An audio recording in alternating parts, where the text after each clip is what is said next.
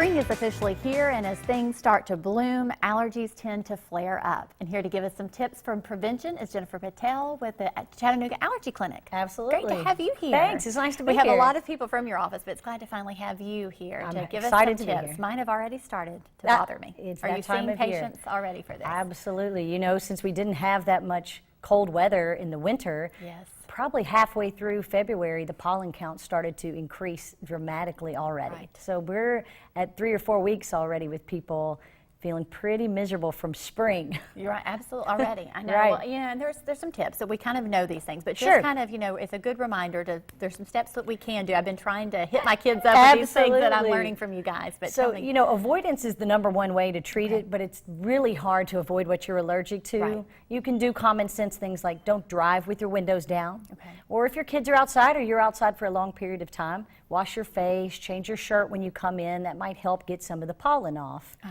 And then there's a lot of over-the-counter medicines that you can try to help prevent symptoms or even help you a little bit. The main two I would say that are the most helpful probably are an antihistamine like Zyrtec or Allegra or Claritin.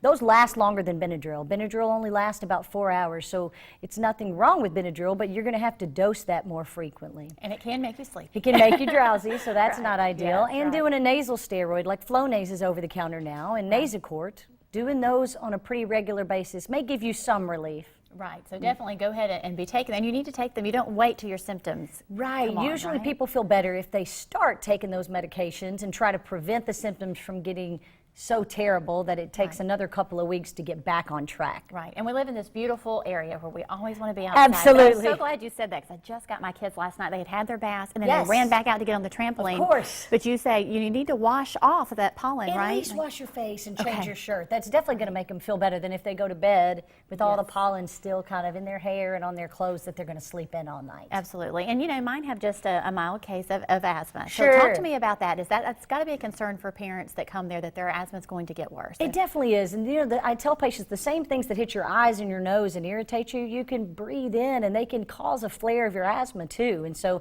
this time of year, if patients are doing well and they don't have all their inhalers ready or they haven't been on their medicines, it's a common time for people when their allergies flare to have asthma trouble. And so if you're supposed to be on a daily inhaler for asthma, you definitely want to be doing that right now and have your rescue inhaler with you or with your kids when they're going to be spending more time outside. Right, and you know, the Chattanooga Allergy Clinic, you have offices just all over we now. We do. Tell us the locations that you're at. Yes, so we have 8 offices. Wow. And we're in the soon to be finished with a big expansion on Lee Highway in our main office. But I work in the Hickson office, in the Dalton office, and downtown as well. Right. And I'll be in the new Lee Highway office, and we're really excited about that. And so and there, right there is a picture of that machine. If you know, there's sometimes there can be some, you know, or you'll hear the term asthma maybe from a pediatrician, but you have some tests there in your office that are so good. That's not a real large picture there, but you make it fun for children. Because my little girl was pretty little to do some of those. But